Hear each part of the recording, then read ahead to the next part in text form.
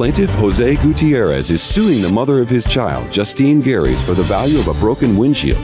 Jose says Justine attacked him during an argument, resulting in the damages. Justine admits to hitting the windshield, but says there is no way she could have broken it. All rise. The Honorable Judge Judge Pirro presiding. Good afternoon. Good afternoon, Judge. Please be seated. Jose Gutierrez is suing the mother of his child for a broken windshield. Jose, how is it that you bring your child's mother in for breaking a windshield? How do we get here? Well, I met Justine when I was 16 years old. How old are you now?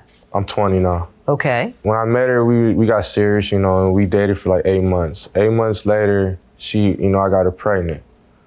After she gave birth to my child, I say like 3-4 months after she gave birth to my child, I volunteered in a boot camp program.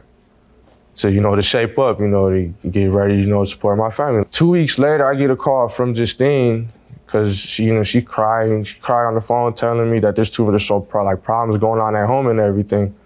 So I felt like I had to come back. Problems going on at whose home? At her house, because when I left. Who are you living with at this time, Justine? My mom and dad. Your mom and dad and the baby? Yeah. Okay. So when I came back, we left from her parents' house and we moved to my parents' house. Okay. And through that time, that's when I was back, I seen like a change in her. So well, yeah, now she's a mother. Yeah, but it wasn't that type of like to be ready to parent our child. It was like she wanted to go, run around and be with her friends all the time. Is that true, Justine? No way, no. Okay, so you have a job? Yes, ma'am. You're paying for the baby? Yes. He's paying for the baby? No, he's not. Oh, okay. She says you're not. I've never been filed for child support.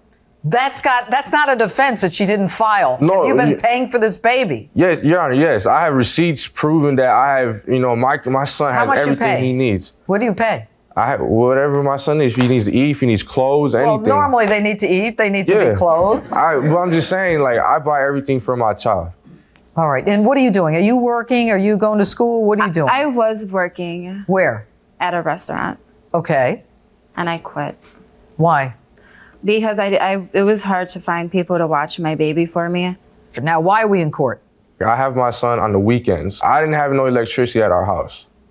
And I called Justine and I told Justine, I don't want to give my son back to you because, it's my time with my son right now. So can I just come by your house and just stay there, until he falls asleep?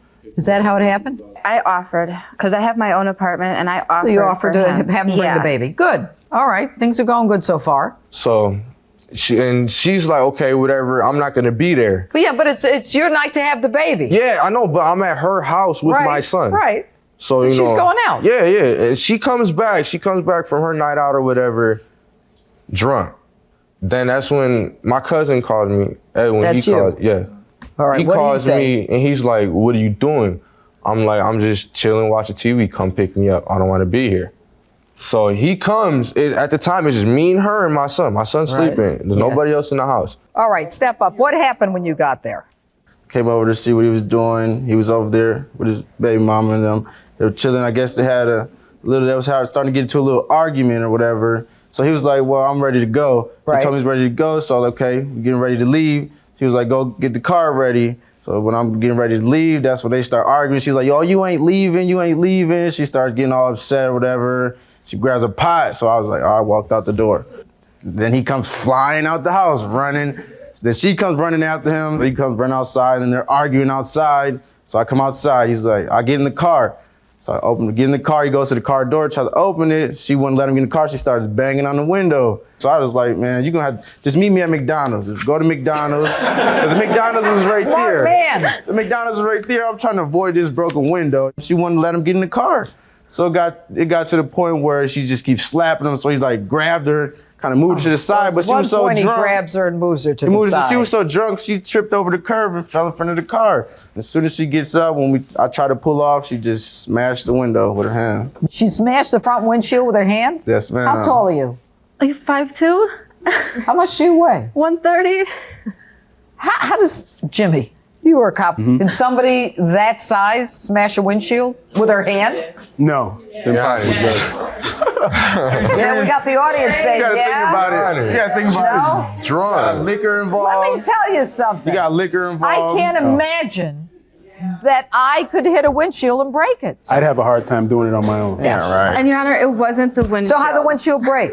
It was the passenger side window No, that I it hit. All right, let's see. You got pictures? No, I don't have. I had the receipt to prove. I don't care. Show me pictures. What window is it? You're See, saying it's Your the Honor. windshield. She's saying it's the window. I'm in the car just sitting there looking. He's sitting there right outside of me, just watching her get up from the front of the car and just runs up and just smacks the windshield.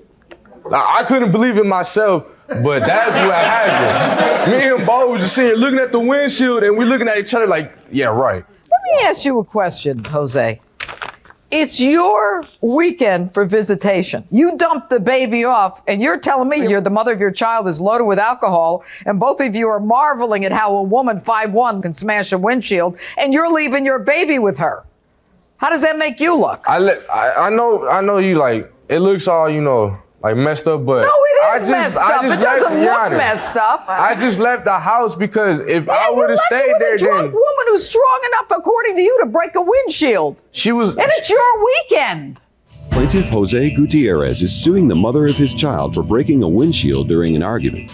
Go ahead, Justine. Tell me what happened. What's going on here? Okay, we met in 2003. We ended up having our baby in November of 2004. Our relationship was really good throughout my pregnancy. I was just turning 16 and I had a kid. It was really hard. He was abusive. He smacked me, pulled my hair. When I was pregnant, he threw stuff at me, spit on me. It was really bad. I called the police on him and I left, and that was it. I was done with it. What kind of injuries did you have? He threw one of our baby's toy cars, the metal cars. It hit me in the head and it cut my head open. Did you have stitches? Did you No, go to the hospital? thank God, no. It wasn't that bad. That's bad. Never minimize it. Never minimize a beating. Somebody hits you, it's a crime for anyone. And this is one of the problems with teenagers. You have children and you find yourself in a very stressful situation. The children of teenagers as parents are more likely to drop out of school. They're more likely to be depressed. The poverty rate is much higher for them.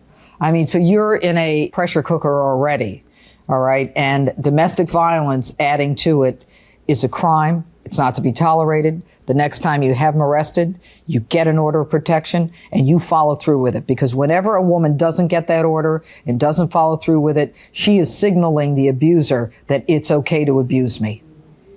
Yeah, I actually did that for the last incident. I got a restraining order against him. There was a battery charge filed. So I did do that finally. What do you want to say about this windshield? You say it's a passenger window. I don't even have, I have proof it's a windshield, but I was in and out of the house. I was drinking a little. I'm sure you were drinking. He was also drinking too. I don't want him to seem like he's a good guy, because he wasn't that night. He puts started his hands arguing. on you. He's not a good guy. Yeah, we did start arguing. I was sitting on the couch smoking a cigarette, talking to who at the time was my boyfriend, which was really angering me because he wouldn't come over. And him and his cousin were trying to leave. He was supposed to stay there. Since it's his weekend for the baby, I never have to worry about a babysitter for the weekend. Right. Well, apparently he wasn't going to. He left, and that got me even more mad. So I'm holding a plate, because I use that as an ashtray. And I'm walking towards him, telling him he's not leaving. He grabs my hand and whips it. The plate smashes against the wall and he pushes me. So I smacked him, because he don't need to push me. He tried leaving. I did grab a pot. I didn't actually hit him with it. I threw it and it hit the door. He started leaving to go outside, and that's when I followed him, which I probably shouldn't have. We started arguing more, and when his cousin said that he picked me up and moved me out the way, no, he grabbed me by my hair, lifted me off of the ground, and threw me in front of the car. I got up and I went to the car. He got in the car. I tried grabbing his shirt, and that's when he slammed the door on my hand. Did you get any medical attention? I didn't go to the doctor, but I did punch the window, though. The passenger side window, not the windshield, the passenger side window. I punched it a couple times and it didn't break. Well, how did the windshield get broken? I don't know. I didn't have nothing. I didn't throw nothing at the car. Where's the pot? The what? The pot. Oh, it was in our kitchen. The pot. Pots and pans. Pots and pans. I'll tell you, Jimmy. It's still in the kitchen or is it outside near the car? No, it's in the kitchen now. Okay. My verdict will be as follows. The defendant is the mother of the plaintiff's baby. I believe that something happened to that windshield, and I don't believe that you were capable on your own of breaking it.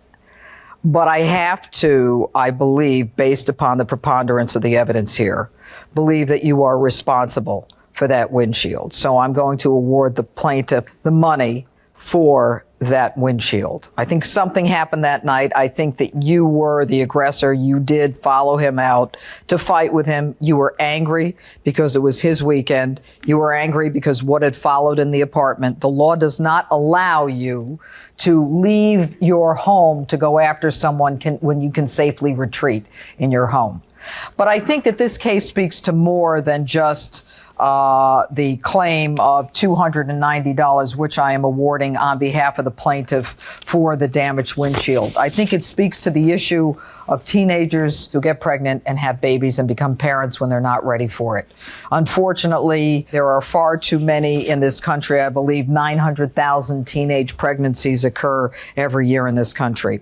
You've got to understand that, number one, no matter how bad the pressure is, no man can put his hands on you, and you and only you can stand up for yourself, because sooner or later, that violence is going to impact your baby, where your baby suffers as a result of growing up in a violent atmosphere, or where your baby, when he gets older, thinks that he can push you around as well. You've got to stand up for yourself and take care of yourself. You're a lovely woman. You've got a lot ahead of you, and you should be able to live a good life, but most importantly, a safe life. I think that you also are probably an okay guy, but let me tell you something. You ever put your hands on a woman again, this is already a matter of record. Whether she followed through with charges or she didn't, the bottom line is that there is sworn testimony in this courtroom that you have battered her. Don't ever do it again. Verdict for the plaintiff.